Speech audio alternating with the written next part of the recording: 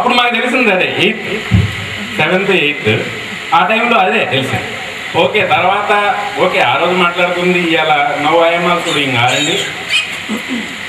నేను BTech chemical complete చేశాను. ఇప్పుడు మేము ఫ్లై యాష్ని ఎన్టీపీసీ పవర్ ప్లాంట్లో వచ్చేటువంటి వేస్ట్ ఏదైతే వేస్ట్ ఉందో ఆ వేస్ట్ని ప్రాసెస్ చేసి మేము ఫ్లై యాష్ని డిఫరెంట్ కంట్రీస్కి ఎక్స్పోర్ట్ చేస్తూ ఉంటాం. ఈరోజు ప్రపంచంలో ద మోస్ట్ సాలిడ్ పొల్యూటెంట్స్ అంటే ఘన వ్యర్థాలు అంటారు. Number 1 is fly ash, number 2 is red mud అంటారు. బాక్సైట్ ఇండస్ట్రీలో అల్యూమినా తీసిన తర్వాత వస్తుంది రెడ్ మడ్.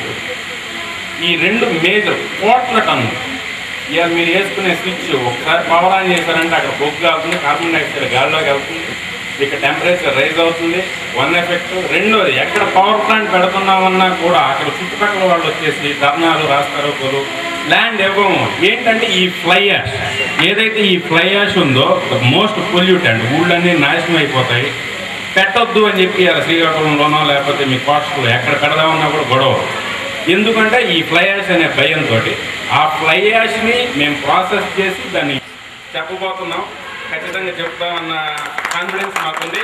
దానికి బీజం ఇదే స్కూల్లో పడింది అని చెప్తా. వైఫ్ ధనలక్ష్మి MCA, 2 పాపలు. ఒక పాప 3 years జస్ట్ ఇప్పుడే స్కూల్కి వెళ్తుంది. ఇప్పుడు 1.5 yearగా పంపించాలని చెప్పి కొత్త రోజు చెప్తున్నారు. కాకపోతే 3 years నుంచి స్టార్ట్ చేసాము. ఇంకో పాప జస్ట్ 9 months మానసిక.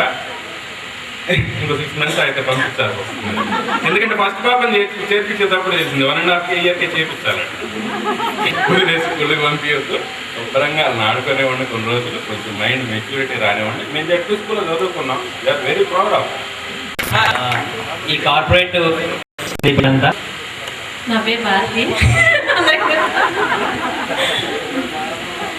మా హస్బెండ్ పేరు చంద్రశేఖర్. ఆయన షుగర్ ఫ్యాక్టరీలో మేనేజర్గా చేస్తున్నారు. మేము మ్యారేజ్ అయిన కర్ణాటకలోనే ఉండేవాళ్ళం. తను అబ్రాడ్ వెళ్ళబట్టి మేము ఏలూరులో ఉంటున్నాము. నాకు ఒక బాబు ఒక పాప. బాబు చేస్తాడు, పాప మోహన్ లాస్య. మా బాబు నేషనల్స్ గోల్డ్ మెడల్ ఆల్రెడీ సంపాదించేసాడు. 1,00,000 ఆయన. ఓకే.